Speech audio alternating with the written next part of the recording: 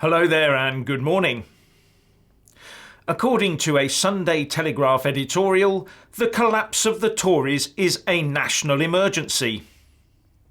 I would personally rephrase that to, the failure of the Tories to deliver on the Brexit the people voted for is the real national emergency. But the result is that the Tories, and Labour for that matter, are dropping in the polls, with a new poll yesterday indicating that the Conservatives could lose 59 MPs if there was a snap general election right now. And with the recent announcement that we would be holding European Parliament elections filtering down to the grassroots, you can see there is much scope for further falls in Tory support. In fact, we might get to the point where, instead of staying at home for the local elections, the inability of Theresa May to not only deliver on her election pledge, but also her lack of understanding of the anger within her party's normal support base, could actually drive people to make the conscious effort to get out and register a protest vote. That would not be pretty for the Tories at all, as many people will be voting for that obvious choice of UKIP. Hence all these calls on social media by some players trying to convince people to either go on voter strike or spoil their ballot papers, because they do not want the UKIP resurgence they are seeing right now. And if people do decide not to vote, it would of course only benefit the Remain parties, who would sweep the board and make it look like Brexit is over. And wouldn't they crow about it too? But not only that, it could give Corbyn a boost and legitimise him. So my message to Brexiteers is, give them both a shock when you vote.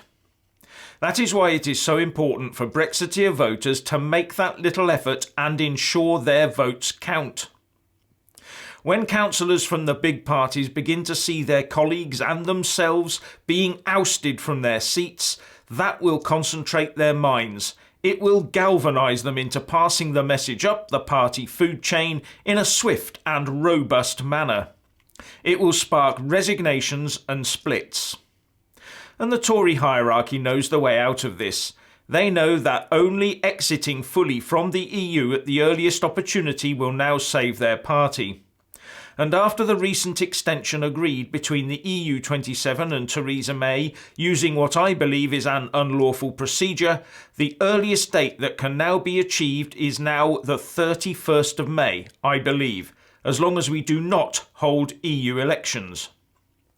The trouble is, those EU elections were officially ordered a week ago, and returning officers will be gearing up for them.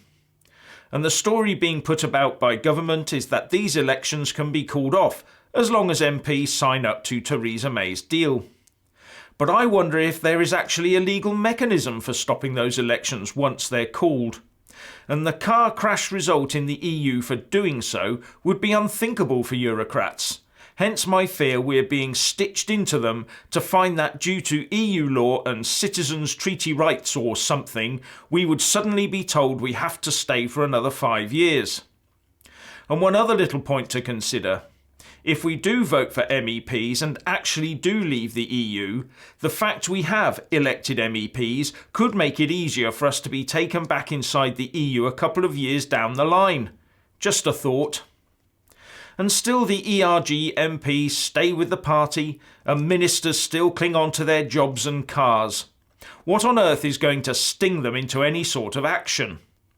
My guess is pretty much nothing. Now, as many of you will know, Theresa May managed to win an internal Tory party vote of confidence in her leadership back in November.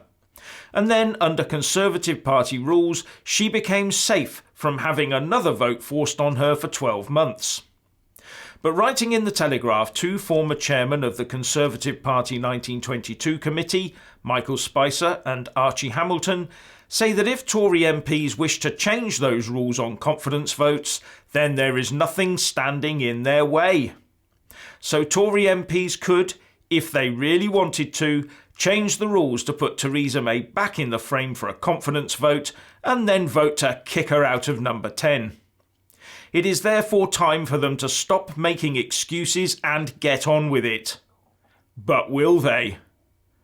Anyway, please share and comment, and thank you for watching.